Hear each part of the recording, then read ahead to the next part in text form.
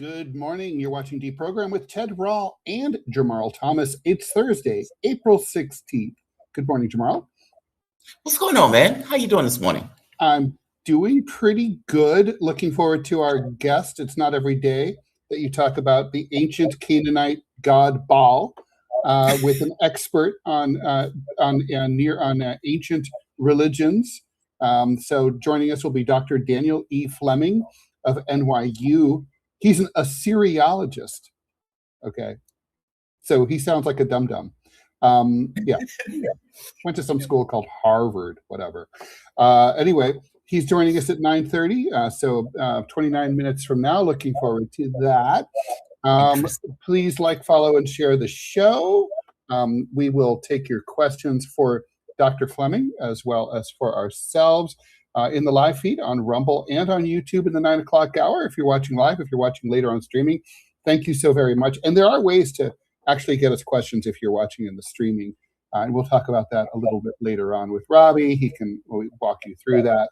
Our lead story today, although probably not the most important, but a funny one, is that immigration advisors in the UK are basically asking straight Pakistanis and Bangladeshis to pass themselves off as gay in order to be able to get political asylum in Great Britain, and it's working. What?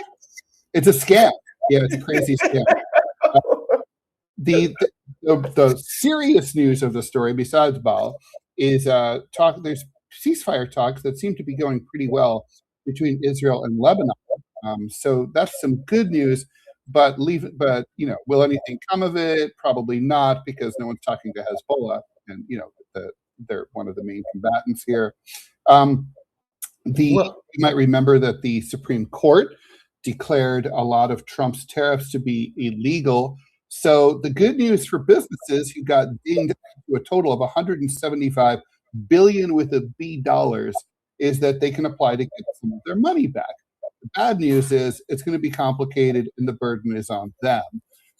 It's so governmental. And finally, Google has promised not to release any information to law enforcement officials or places like ICE without first notifying you so that you can fight that request.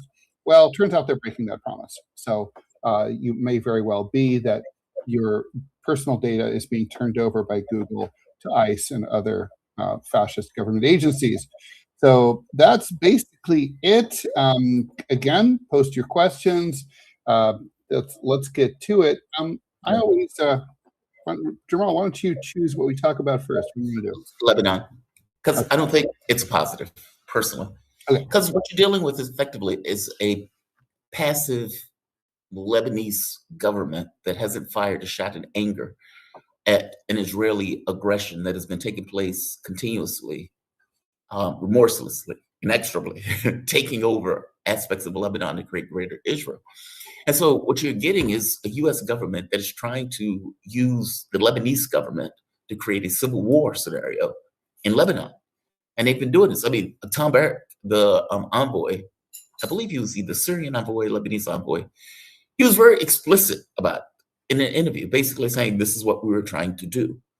And so it's not like, because two things are happening right now. One, the negotiations-ish between the US and Iran saying whatever we come up with is linked to any kind of deal that we come up with, meaning Lebanon is linked to us. These things cannot be disambiguated from one another. Now, are they telling the truth? Who knows, right?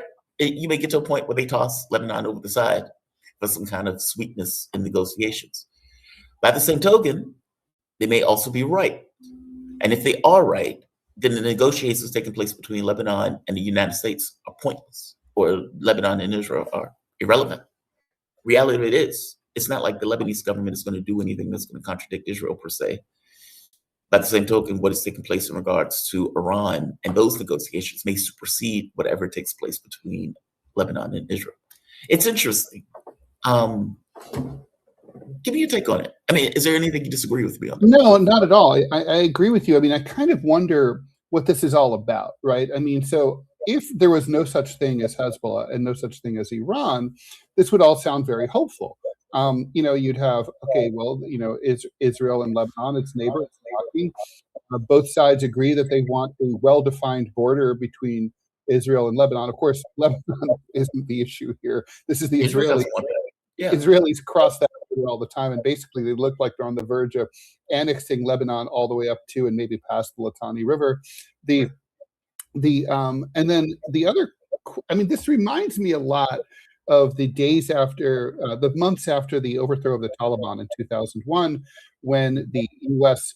Decided to let the Afghans meet for a Loya Jirga and choose their new post-Taliban government. And all political parties were allowed to participate except the Taliban, who had the biggest number of supporters in the country. That didn't work out great. And this is sort of like that.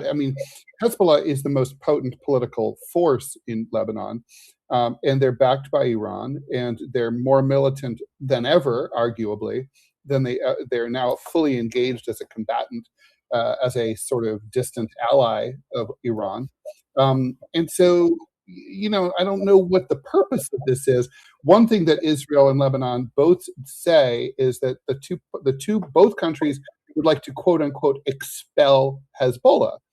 Well, that's like saying you're going to expel, I don't know, the Democratic Party from the United States. It's just too big. It's too many people. And Hezbollah isn't just a political party, right?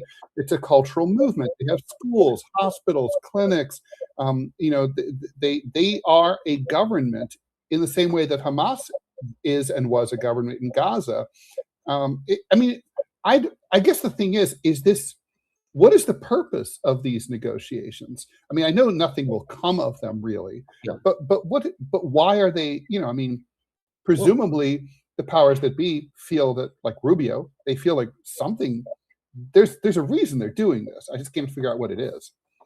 Well, I think part of it is that Iran made the point of saying Israel is party to the conflict. They basically saying, look, there's no deal with us. We're not even going to negotiate with you as long as Israel is carrying out mass murder on an epic scale. They murdered like 300 people in one day. I think it was like a couple of days ago. And so the U.S. can get nothing accomplished while this thing is taking place. The problem is the government is not an honest reflection of the public, if that makes sense. Because, as you pointed out, a large part of the public supports Hezbollah in this case. It's a divided government, in the most divided sense of the term, government. But the U.S. has been pushing the government to go after Hezbollah, which is effectively a civil war. Right. And so it's like, this government is not necessarily an honest reflection of Lebanon in the clearest terms of the word, sense of the word. Everybody that I know on the ground in Lebanon point out the level of anger that's in the population itself. There's a belief that Hezbollah may take it over. And there's even questions of why it hasn't up to this point. But the truth of the matter is, they're trying to get this veneer of a deal done with full knowledge that Hezbollah is never going to go for this idea of giving up their weapons. Why would they? And by the way, parenthetically, the strength of Hezbollah and the fact that we're having this conversation and that they're still the dominant force in Lebanon serves as a potent reminder that you can't kill your way to a solution the way the Israelis and the Americans think. They had this breathtaking espionage success with the pager attacks against Hezbollah's leaders. It's just absolutely brutal. And in the long run, it just doesn't make any fucking difference. Yeah. You ended up killing kids, injuring random people. It had nothing to do with Hezbollah at all. It's outrageous. But you can't kill your way to a solution. I think it's that. So I guess, look, I think if I were the leaders of Hezbollah, I would be loath to take over the Lebanese government because then Lebanon faces Talibanization, right? Total isolation from the international community, delegitimization. I think it's useful to Hezbollah to have a Lebanese government that is not them. And it's like they can sort of swim in the as fish through the ocean of the people, like a classic, in the words of Che Guevara, as opposed to needing to sort of have the window dressing of, governance, and not to mention, it's going to delegitimize them and make them less militant. And what's the purpose of a militant Islamist organization if you're not militant? I mean, I think they might feel compelled to do that at some point, but I don't think it would be their first choice. What's wild to me is that the U.S. maintains a veneer of legitimacy at all. Oh God, true. Like that's mind blowing to me. Like when whatever people think of Hezbollah, the death toll that the United States has inflicted on the globe is dramatically and radically higher than anything Hezbollah has done. And let's be honest, Hezbollah is a response. It's not like Hezbollah just came out of nowhere. It was a response to Israel's attacks on Lebanon, with the idea that the Lebanese government wasn't necessarily doing its job in defending the state. And so I understand. I feel you. I just, we'll see. We'll see what these negotiations come up with. And we'll see, because there are a few unanswered questions, especially in the context of how fervent Iran is in, let's say, setting their objectives with the Middle East. Let's leave that there, because we have a busy news day, and we have the good Ball professor coming on. Okay, so let's race through a few questions, and we'll get to our next story. Sean Lewis, what do you guys think about the 10 scientists linked to the nuclear program that have turned up dead or missing recently? Interesting. I don't know what to think about that. It was bizarre. They were saying a ton of nuclear scientists ended up dead.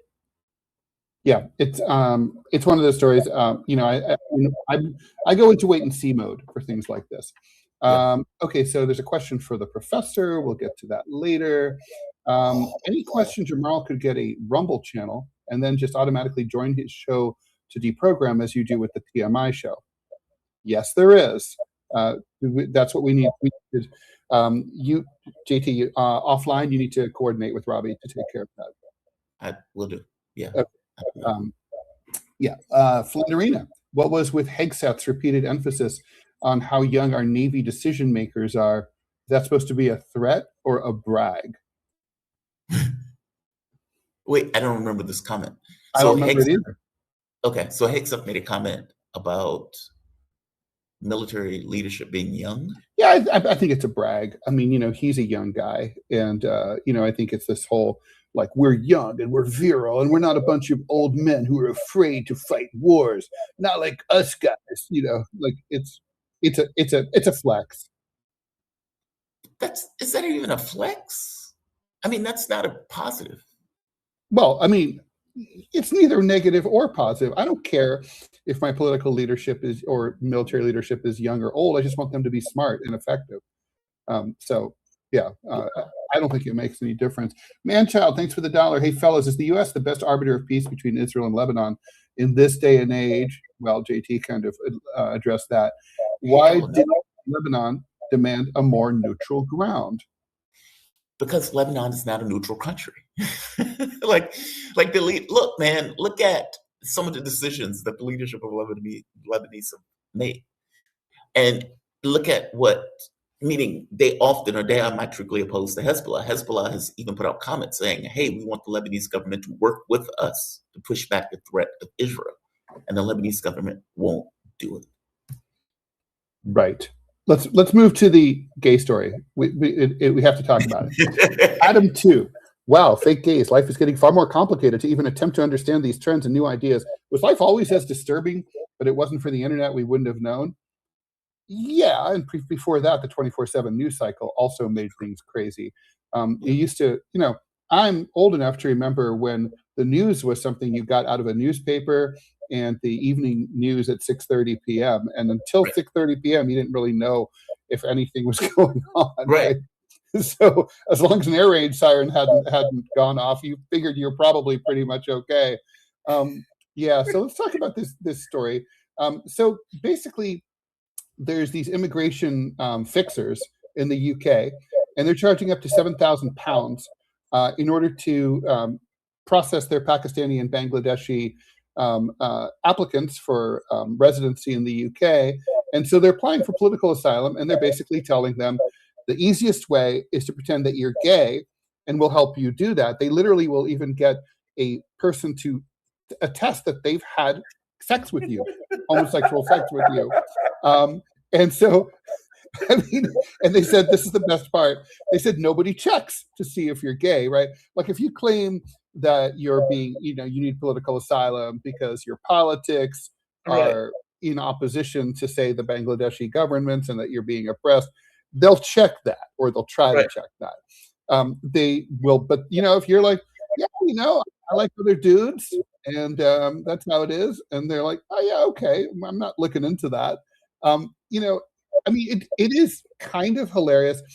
Look, I'll tell a story. So, Scott Stantis and I talked to many times on DMZ about like the wokeification of the Pulitzer Prizes, and we have, we noticed over the years, in the last 10 years or so, that basically they're very clear about like, oh, we want to give as many of these as possible to people of color, people who are historically disadvantaged, blah blah blah blah blah. But the names are becoming more and more obscure, and Scott and I, as old white guys, are like, I would say, I think I need to come out as trans. I think I don't have to do anything these days to be trans. I don't have to. I don't have to put on lipstick. I don't have to like cut off my parts. I can just sort of just say, I can be exactly the same person.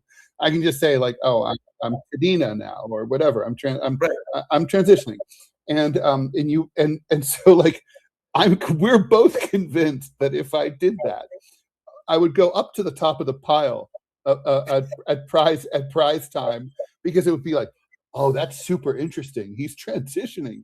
And, and this kind of reminds me of that. I mean, the only reason I haven't done it, I mean, I love the prank aspect of it because it deserves to be pranked, but it's sort of like insulting to real trans people, right? So I'm like, okay, I'm not going to like take the piss on them. God, it's funny. I don't know if you saw this weightlifter. There was this weightlifter who was protesting this idea that people can just declare themselves trans, and he has full beard. like I saw this guy like pushing like. I'm like, what's trans about you? Nothing except just the word trans. Yeah, he comes out. I'm a woman from here on out. And here's me bench pressing 600 pounds. Oh shit! Here's me bench pressing 600 pounds. And it's like, what are you going to say to him? Right? No, made the standard that the only thing the person has to do is declare themselves trans. Yeah. So it's like, so this is kind of like that, right? I mean, and I also have someone who I'm close to who recently kind of like had a hard time getting into college. And so he checked the trans box, and I'll never know if he got in because he checked that box. Again, they don't check, right? Imagine them saying, so Bob ran you in the ass. Yes, Bob ran me in the ass. And you're just lying. Right. And like you point out, who's going to check with Bob? How do you know Bob even exists? Right. I mean, yeah, and it's kind of like, I mean, I don't even know what to make of it. I mean, in one sense, it exposes some of the silliness of like identity politics. Yes. In another sense, it also is like people kind of getting into. It's like I don't know. It's like sitting in the. So corrupt. It's corrupt. It's like, yeah. It's sort of like I remember I broke my wrist about a year ago, and I was in a cast, and so when I got on the plane, I realized, oh, I'm like that guy who gets to go early on board the flight because I really do need the help because I could not get my luggage up onto the overhead for about 3-4 months, and so I went on early, and I'm like thinking, any asshole could just say like, hey, I need to board early. I mean, I didn't. As soon as I was better, I stopped doing that. But I was like, there's all these people who do that. It's like the emotional support pets that people have. They don't want to pay for their cat or whatever to be $150 on the plane. And by the way, it shouldn't be $150. It's ridiculous. It's a support animal. It's animals like the size of a lunchbox, right? I mean, it sides under the seat. It's like anyway. So they're like, oh, that's my emotional support kitty, and like. Remember, there was the emotional support peacock at LaGuardia? Because he doesn't travel without that. Or I'm sorry, that may have been JFK. It was a magnificent peacock, I have to say. It would be my privilege to fly next to it. Right. Right. Emotional support peacock. I mean, look, man, the moment that an incentive is created, an incentive is created. Like, I mean, it is, yes, it's corrupt. And yes, this idea that you kind of depend upon goodwill, like just an honest engagement with something. And so you don't necessarily abuse something. But let's like on the train. On the train, I take the senior discount. You're supposed to be 65. I'm 62. Fuck it. I'm taking it. Ask me for ID. Prove I'm not 65. Exactly. I guess that's my point, right? Yeah. An incentive is created. Okay, somebody wants to get into the country. Oh, hey, if you're gay, you can get in. Right. And then of course that prompts the question, right? Not begs the question, prompts the question that, like, what are the criteria that we're using to let people in? I mean, literally, joking aside, I mean, real asylum seekers could literally be found out and killed because they were unable to get out. But meanwhile, if you were, gay, even really gay, but you wouldn't have been killed. You know what I mean? Like a communist dissident in Bangladesh, and I know some people like that, literally. They're in real jeopardy. And then, I mean, the system's fucked up. Yeah. I mean, I guess they're looking at it as if you're in a Muslim country and you're gay or trans, you are at a higher risk for death. I guess that's the way they look at it. But as you point out, there are other people who are, in a political sense, who are just as much, if not more, jeopardy. And it's like the criteria that they're effectively using is very wokish. That's a word. No, I feel you. Yeah. It's funny. It's corrupt. Rational act, if you can make it work, right? Yeah. And of course, I couldn't resist the, any rhyming headline, fake and gay in the UK. All right. Well, okay. So moving on here, because we do have a lot to cover here. Okay, tariffs. As a commie, I'm not generally very sympathetic to business. However, in this particular, I'm going to make an exception here. So, Trump, of course, imposed massive tariffs at the beginning of last year, and it turns out the Supreme Court, kind of did what we all knew the Supreme Court would do and say, like, the president can't unilaterally impose tariffs, and so there's certain classifications of tariffs that are worth a total of about $175 billion that the U.S. federal government has collected. So to acquiesce with the Supreme Court ruling, and I will give them credit for this, Customs and Border Protection is opening up a web portal called CAPE, Consolidated Administration and Processing of Entries, catchy as always, so that businesses who had to pay these can apply for a refund. However, it's extremely complicated. The burden of proof is on the, and you know what this is also? This is, they know that the vast majority of businesses will not apply, right, and they'll get to keep the money. This is sort of like when, remember you'd buy something like 20 years ago, like at Home Depot, and it would be like, oh, you send in the coupon and you get the $20 rebate or whatever. And I was like, why don't they just fucking give you the $20 discount at the cash register? Because they know you're not going to do it. Or they might send you like the debit card, and they're even more sure. Most of those debit cards end up expiring, sitting in people's, in people's drawers because they don't really manage them or pay attention to them because it's extra work. That's what this is. It seems to me that the government knows exactly how much they got from every business, and they should just turn it around and send it back without having to be asked for it. Yeah, I agree with you. I mean, like, this is kind of like the voting thing, right? Like when they were doing the Voting Rights Act stuff, and they would say, hey, man, well, only thing you need is just to come down to get an ID, et cetera, et cetera. And it's like, okay, yeah, but there was no issue with it prior. And the only reason you're doing that is because you know there's going to be a percentage of people who just don't do it. And so you're able to basically get something for nothing. So in this case, you have the U.S. government, Trump doing something deeply illegal. It was understood to be illegal when Donald Trump was doing it, and nobody said predictably illegal.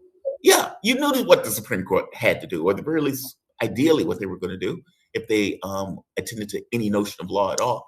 And it's exactly what they did. And in this very specific case, Donald Trump, who claimed that he had $17 trillion or $20 trillion in tariffs or whatever the hell he was talking about, ends up being $173 billion. Not a small sum of money, certainly not $1 trillion, right? The rub is that those businesses most likely increase the cost to us. Exactly. Meaning, what about us? Where's your refund? Where's my refund? Yeah, where's my refund? Like, you think of all the things that you bought over the course of time for those tariffs. And sure, you could say that might have been $200, $300. That's $300 that I would prefer to have in my bank account as opposed to not as a result of illegal policy. But this is a windfall profit for the companies that manage to extract their rebate from the government. Yes, because how much ever they increase, let's say Amazon, do you remember Amazon put a thing on saying the cost has been increased by this much because of the tariffs?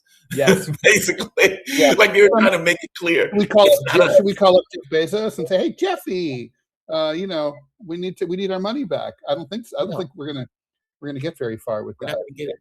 But no, you're absolutely right. The government knows that X number of people are not going to do this. Speaking of which, and then we'll bring in Dr. Fleming to talk about this, to talk about the Ball story.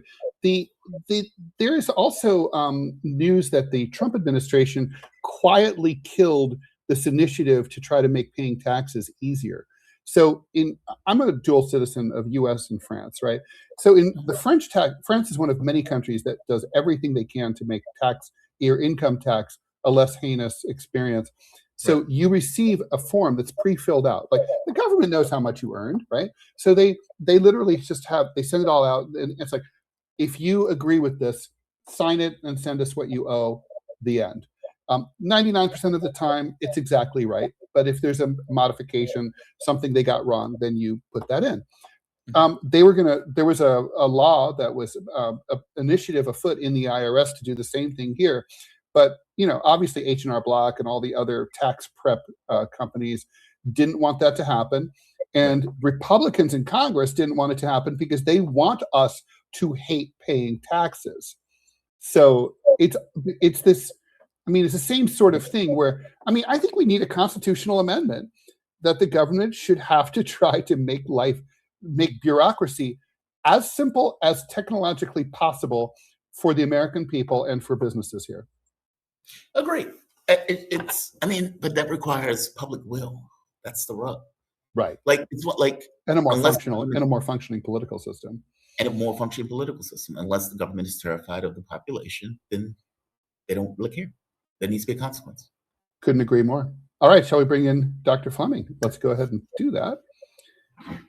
Dr. Dan Fleming, thank you so much for joining us. Daniel E. Fleming is the Edelman Professor of Hebrew and Judaic Studies at the Skirball Department at New York University, a leading biblical scholar and a Syriologist. He earned his Ph.D. from Harvard in 1990. He's taught at NYU after that. His research explores the Hebrew Bible in its ancient Near Eastern context, with special focus on second-millennium Syria, including the sites of Mari and Emar. He's the author of several influential books on early collective governance, Emar rituals, and the interplay between Israel and its neighbors. And the reason we're bringing you in, Dr. Fleming, is to talk about something that is not usually in the news, the Canaanite god Baal. Baal is, I remember Baal from reading my Bible. He's kind of like, Yahweh's competitor in the Old Testament, and he's the other guy. But he suddenly popped up in these Iran protests where the pro-government protests have effigies of Baal, adorned with stars of David and Trump and Jeffrey Epstein pictures being burned and destroyed. And they've turned up in these Lego Iran propaganda videos, conflating the Statue of Liberty with Baal.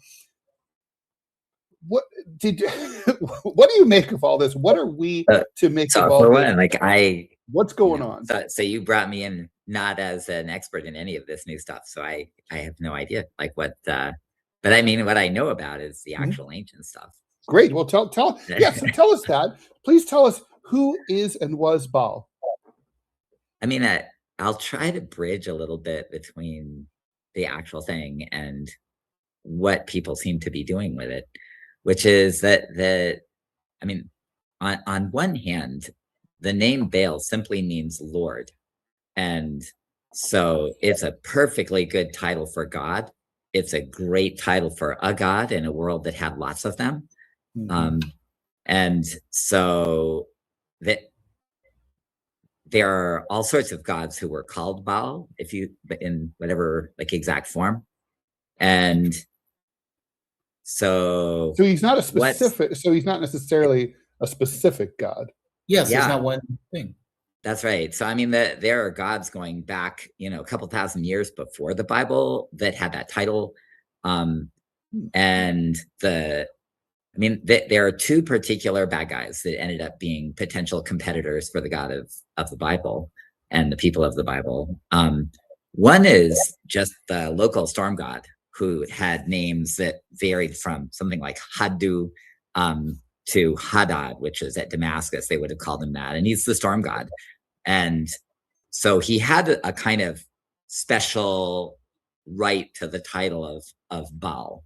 And so in the area around Israel, before the Bible even was starting to be written, if you said Baal, the odds are you meant the storm god, who was a very powerful sort of young warrior god type in a world that had lots of gods. And then the other like bad guy that has the same title, but in a different related language, is that the head god of Babylon, whose name was Marduk, was also called Baal in the actual pronunciation that's slightly different from Baal. And so when the people of Jerusalem was destroyed, the kingdoms of Israel and Judah came to an end, the Babylonian Empire took over, and Babylon became like the great bad guy. Then the title was attached to the lead god of Babylon.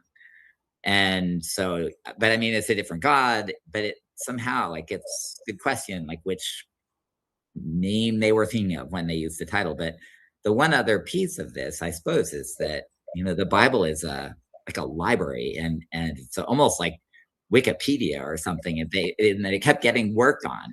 And so it's not as if it has one author and in one moment. And so in the Bible itself, there's a kind of process where when you want to say that the people of the Bible have gone astray, then you say, well, they've worshipped other gods, and the leading god or name of a god that they are supposed to worship is Baal.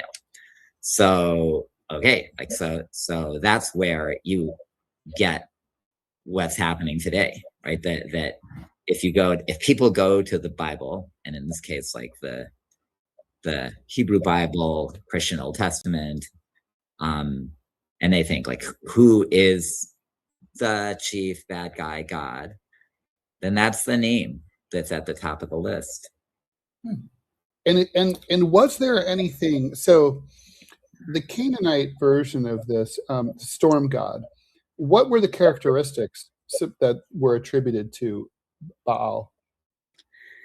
I mean, one of the funny things is there's a psalm in the Bible, Psalm 29, that it's a hymn to Yahweh, the God of Israel, and it just says like how great Yahweh is, and Yahweh thunders, and the mountains shake, and the lightning bolts come down. And there are scholars who have said that this was originally a hymn to Baal, the storm god Baal, and that pretty much you just substitute in the name Yahweh, and they've co-opted the storm god. So one way to say what the characteristics would be is to look at that psalm. I mean, it's a god of the storm who brings rain. When rain doesn't come, then he's responsible for drought and famine. He's a young warrior type who's powerful. And then, of course, it gets interesting when you're studying the history of the religion of the Bible, because the names of God in the Bible originate in more than one actual deity. So what happens is that Like in particular, there's the personal name of Israel's God, which is given 4 Hebrew letters, which would be YHWH, usually pronounced Yahweh. But then there's the name that's usually just translated as God. And that actually originated in another God, who was kind of an older, like head of the group of gods, boss god sort of God. And so in this sort of scheme, the Canaanite storm god was the young warrior god underneath the sort of senior judge-like god. So like Mars under Zeus kind of thing? Yeah, actually, yeah, it works, right? I mean, and because if you think like, where do we go for thinking about a world with multiple gods? Then Greece and Rome are like at least one familiar place. But in the world around Israel and Judah, everybody thought that way. And so, I mean, what then is really interesting about the title? So I don't know what familiarity your listeners have with religion, but one of the kind of classic ways to read the proper name of God, Yahweh, in the Bible, if you're reading Hebrew, is Adonai. And Adonai actually, so Adon equals Baal, like Baal. It is a synonym, a total full synonym. And the fascinating thing is that they were so determined to avoid using Baal Lord as a title that they said, okay, we'll use Adon. Like that works because it's not tied to a competing god. So Baal, bad guy, he was competing with their god, not because Baal was a bad guy, if that makes sense. Yeah, no, exactly. No, that's exactly right. Like there's no, you got it. Like, I mean, there's no world in which Baal is a bad guy, like in their actual religion. But he was a competitor. So he's not, I mean, so like in contemporary Christian circles, he's often kind of viewed as like a demon, like Moloch, or but that's not the origin. No, not by any means. So yeah, I mean, what happens, of course, when you get, I mean, it's very interesting. Goes beyond. I studied more ancient things, but if you go into the period when Christianity was born and early Judaism, then what happens when everybody is used to a world with many gods, many powers, and you think, okay, monotheism, get rid of them all. But the answer is actually no. Like they don't get rid of them all. Instead, they have angels and demons. Like Dan Brown. So what happens is you get like angels who are all the deities who are in heaven and are allowed to be kind of good guys, more or less, and work for God. But the origin of those is like the mass of gods. But then it's interesting that in that world, you sort of then cut away then another set of gods, if you call it that, and you make them demons, like bad guys. And Baal becomes that. But this is all like really like it's thousands of years after the origin of the title, and it's even hundreds of years after the use of the name. And there's nothing demonic about the name, even in the Bible, like or the Hebrew Bible, the Jewish Bible. What was the main impetus towards monotheism as we understand it today, away from polytheism? I know. I mean, this is a whole sort of scholarly enterprise to try to figure it out. I'll give you a slightly unexpected answer, maybe, which is empire. And the reason I go there, I'm not the only one, is that it appears that real kind of centralization of divine power begins not just in Israel and Judah, but also in Babylonia and Assyria, like which were the places of the first like really big empires in say the 700s, 600s BCE, BC. And so it appears that it didn't occur to people to try to organize all divine power under one head, like as if it were in one grand Washington DC office or something, until like you had all that federalization of actual human power. And It's more complicated, of course, but so in a world of empire, right, which empires are basically small kingdoms, whatever, that are cobbled together through conquest usually, and if kings and emperors rule by divine right, does it necessarily follow that an emperor would want like the biggest Trumpian god of them all, as opposed to just the favor of a whole hierarchy, like most Americans would be familiar with the ancient Greek and Roman gods. I mean, there's different ways kind of to handle the existence of lots of gods. And I mean, that sort of famously among, I don't know, at least students of religion, there's a guy named Akhenaten. I don't know if you've ever heard the name. Like, it's an Egyptian king from the 14th century BCE, the New Kingdom, when they were kind of at their strongest as a kingdom. And this guy decided, okay, like, I'm getting rid of the worship of all other gods. And he focused on sunlight, like not the sun god even, but the sort of light as it's the sort of the disk of the sun, the light of the sun. Ra was the sun itself, like so. But what's interesting is that he wasn't doing it probably for empire building so much as to get rid of competing political powers, right? Like, so one motivation for really centralizing down to one god is that you could have one temple, and you, the king, could be the one who is responsible for contact between humanity and the gods, and you're the center of your people and your center of religious power and everything. One thing about that method is that when you die, it's over. Like it just evaporated after he died, and the priests came back to power with their different temples. What happens in Mesopotamia, where actually there's a little bit of a one godizing, current there as well, is they thought, great, like, keep the temples open, let everybody worship what they want. Everybody's all in one system, but they're all under like the big god on the top, who's the god especially associated with the empire. And in some ways, like, this was probably a more effective way to do it, sort of bring them all into their one big tent instead of trying to wipe them out.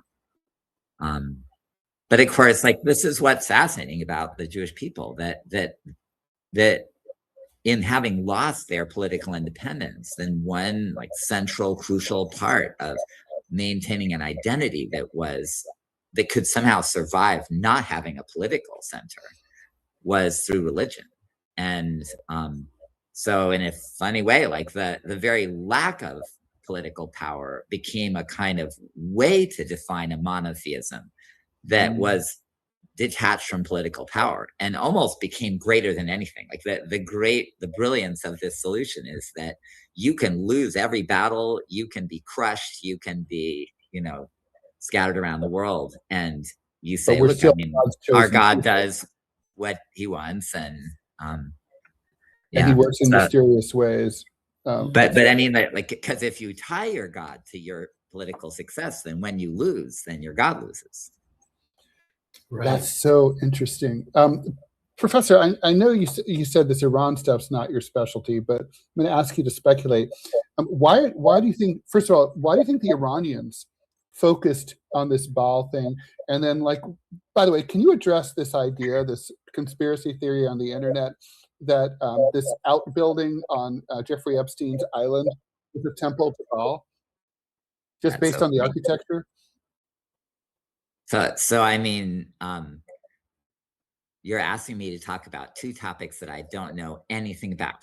Like, so the Epstein thing, I know zero about, but I could tell you like what an actual Baal temple would have for architecture.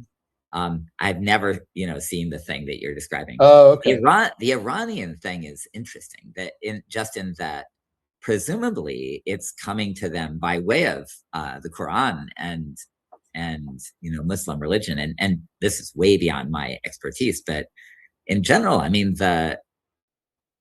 so the birth of Islam was a kind of intended course correction on Judaism and Christianity, like, and so there's an embrace in many ways of the scriptures of Judaism and Christianity, of for sure the God of Judaism and Christianity, with an attempt to kind of refine the character of that God, to kind of take out any potential sort of complications. And so what's interesting is that it appears that Iranian Muslims are taking the idea that Baal is the chief antagonist to the real God from the Hebrew Bible. Interesting. I mean, and it's in a sense like totally logical, right? Like that. It's and I don't know. I mean, it's like a god off, and it's like it is a god op. Professor, we have a question, some questions from our viewers. Plasmatas is asking, does your area of study include Zoroastrianism or Mithraism? And could you speculate if Mithraism and Baal worship are two elements of modern Freemasonry? That's pretty funny. It's only funny to me because the first answer is no. Like my area doesn't go to Zoroastrianism, but and certainly not to Freemasonry. But I mean the thing I guess I'd say just as a starting point is that Zoroastrian religion is more or less like ancient Iranian religion, especially going back to the Persian Empire. And the reason it was such a powerful thing is because the Persian Empire was probably like the first really great empire, like durable. I mean, the Assyrian Empire would have been the first, but the Persian Empire was so much bigger. And so Zoroastrian religion is really not anchored in even the ideas that generated Baal worship. Like it's not tied in any way to the stream of Judaism, Christianity, and Islam. It's its own thing. And it's what stands out about it is that they have this idea that the powers, the great divine powers, were really split between good and evil. And in sometimes people say that the influence on, say, early Judaism and Christianity toward breaking up divine power into good and evil, as opposed to just them being out there responsible for everything in the world, that may have come from Zoroastrian thought, like a kind of influence of it. But if so, like the actual notion that there was evil power and darkness in Zoroastrian thought had nothing to do with Baal. Like that's a sort of mishmash, like of the two. Well, speaking of connect, another question from Arian Gordy 1220. As a Hindu myself, I wonder if a connection between some of the ancient religions like Christianity or another theology might have existed 10,000 years ago. There seem to be many parallels to Hinduism. Yeah, I mean, at a certain point, like what do we know about ancient religion? Like, so for one, if you want names, if you want descriptions, like if you have to have writing and text, although, I mean, there's people excavate what are identified as temples, and then there's art and objects that seem to suggest religion. And so if you're talking 10,000 years ago, year before writing, it's really hard to know how to make comparisons. But one thing that is true about South Asia is that they also start with a kind of baseline of lots of divine powers and, a sort of simple society with a lot of the same building block ingredients. It wouldn't be so surprising. One of the things when I'm teaching classes that have East Asian students, sort of China, Japan, Korea, is that in Western Asia, there's a centrality to watching out for the dead, considering your ancestors a continuing part of your family that is still more familiar to East Asian societies than, to anybody else in some ways.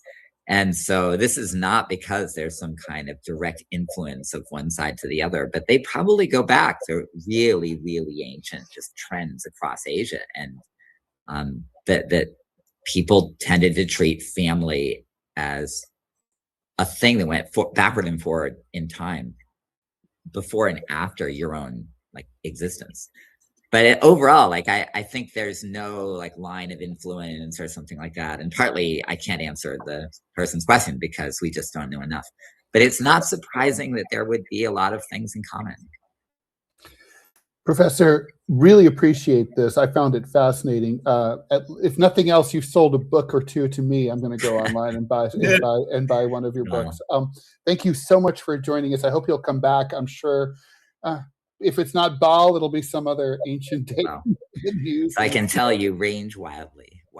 So, and Jamari, I don't know anything about you, but thanks for hanging around. Like, why would you want to hear all this? So, absolutely. I mean, I was fascinated by it. I mean, the religious thing is interesting in general, especially in the context of how it deals with today's world. Well, I'll sign off to let you get on. Thank you very much, Professor. Thanks for watching, and we'll be in touch. Thank you. That was Dr. Daniel E. Fleming. He's the Edelman Professor of Hebrew and Judaic Studies at the Skirball Department at NYU. He's a leading biblical scholar and a Syriologist. He has a Ph.D. from Harvard from 1990, and he has a special focus on second-millennium Syria. I don't know. I did find it fascinating. So the Bible is the first propaganda document. Monotheism is tied to empire. That's cool. That is very interesting. I mean, 'cause that means that there's a correlation between the religious elements and political elements, and it's kind of dovetail, if that's true. Totally. Interesting. I've got to bring Robbie on. Robbie, what did you think of all that? I don't know. I mean, no, it was interesting. I did not know that Baal was a title, so that was something new that I learned. Yeah.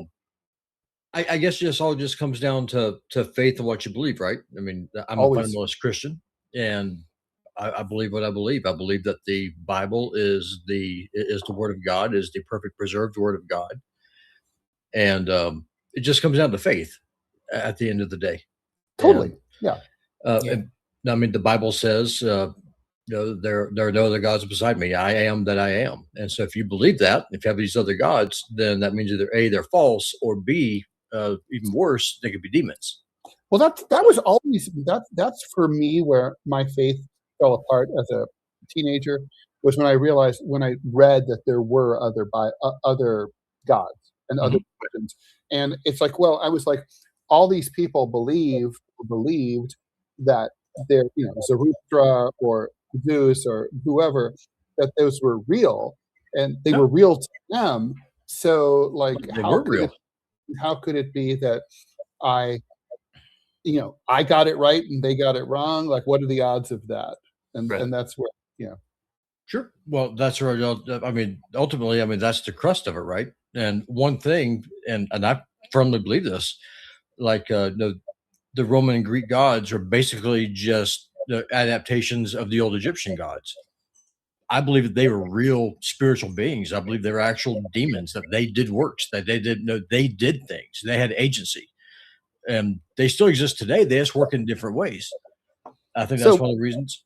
So what the professor, sorry. I mean, but what the professor said also, I thought was fascinating. I wanted your thoughts about this culturally.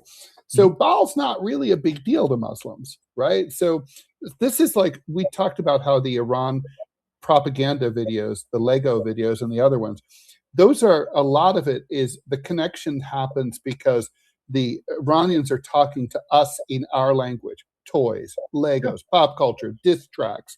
And Baal is part of that, right? Baal has resonance to anybody who's ever read the Old Testament in the United States. Or watch Stargate SG-1. Right. So that's how I know. I knew him as Stargate. So this is about Iranians using our language to connect with us through propaganda, and I would argue very effectively, compared to, for example, the Chinese videos, with like the Persian cat and all that, which I love, but they make really no sense to me at all. I don't think they connect to Americans in the same way. No, the Iranians definitely did a better job, honestly. And one thing that I'm going to give this to the mullahs in Iran for free. If you really want to take this up to the next level, lay off on Baal and look at Rimpan, whose old name was Moloch, because the very first time that the word Jew is ever used in the Bible is in 1 Kings, if I remember right, and they were fighting the Jews. The Jews of Judea were fighting against Israel in Syria because Syria allied with Israel to attack Judea, try to conquer Jerusalem. That's the very first time that the word is used. And one of the recurring themes through this is that you pass your children through the fire. You pass your children through the fire in honor of your star god. Well, who's the star god? Remphan. The Star of David has nothing to do with David. It is the Star of Remphan. So if the Iranians really want to tie this back in to how devilish a religion Judaism is, that's all they got to do. Robbie, do we have time for an ad or not? We have another story to cover, a couple of questions. We better skip it. All right. Thanks, Robbie. Okay, so I want to talk about, so there's a student, he's a dude, Hamadeh Thomas Johnson, was a Ph.D. student studying in the U.S. Back in September of 2024. He went to an anti-Israeli, pro-Palestinian protest briefly. In April of 2025, in retaliation, ICE sent Google what they call an administrative subpoena, which is not a real subpoena. It's bullshit. It's just something, it's a piece of paper that they write out. A real subpoena is issued by a judge. This was not asking Google to send his personal information. Google 10 years ago said, we will never turn over your data to the cops before first telling you the cops have asked for your data and giving you a chance to fight that with a lawyer or otherwise. This time they didn't do that. They just turned it right over. How much should we care about that? I think we should care a big deal about it. I mean, well, two things. Google, whether you're talking about Twitter, YouTube, Instagram, et cetera, these are American companies. And in the context of American companies, they're working hand in hand with the US government. If you think I am being over the top on that, go back to a few years ago when Joe Biden was trying to create this kind of system of engaging these companies in order to get information on various Americans, or for that matter, shadow ban or block various Americans, depending on the content that they are putting out. We know that because they killed our network in general, but they were also going after these companies in order to either get information or get them to behave in a particular way. You should assume that if you're using one of these products, that you are effectively using something that is an extension of American imperialistic might in a propaganda sense. And so, yeah, I'm not shocked in the least that a company that was shadow banning, blocking, and passing off information to the Biden administration is doing the same thing under the Trump administration. That's too good to add to. I'm going to leave that there. And let's take these questions. Man-child, that was fascinating. Is the Baal imagery a little too highbrow for us American goobers? Yes. Maybe, yes. Although Baal is very, very cool looking and wild looking. Arian 40, thanks for the $1. There's one truth and it has 1,000 names. Stay true to yourself and don't let religion divide us. Always a good idea. And Scott Cove, thanks for the $5. Carlos Martinez would be a great guest to discuss Chinese socialism and their communist government. Okay, well, let's see if we can reach out. Wait, real quick. What's the one truth? Oh, I don't know. It's like, I don't have 2 minutes. Right? We have a minute and a half left, really? Yeah. That's the truth. The truth is we have a minute and a half left. Yeah. 100%. Oh, my God. Let's see. There was, we do need to talk about, okay, Adam 2, Baal, Goyam, and Jewish versus Israelis. Please decipher that for us. Are we all Goyam for the Israelis and why? Thank you. Yeah, all non-Jews are Goyam, right? Let's see, there's a question. Sorry, we didn't get this for Asmataz. I apologize. I didn't see it while I was talking to the professor. Can you do the guest to do a quick mention on Shia Islam? Does it have a mythic and Zoroastrian element, or was it simply to avoid taxation? I would talk to him again, so maybe we'll get him back. We can talk about these things. Anyway, thanks everyone for joining us. Much appreciate you. Really appreciated that discussion about Baal. We'll look out for Carlos Martinez, see what we can do there. Please like, follow, and share the show. The show always can use and appreciates your support. Stay tuned for TMI show with Noah Chan and myself coming up right now. And there will be no DMZ America podcast today due to a death in Scott's family. We hope you're having a great day. Have a great Thursday. See you tomorrow, Friday, 9 a.m. Eastern time. Bye, Jamarl. Have a good one, guys. Thanks. Bye.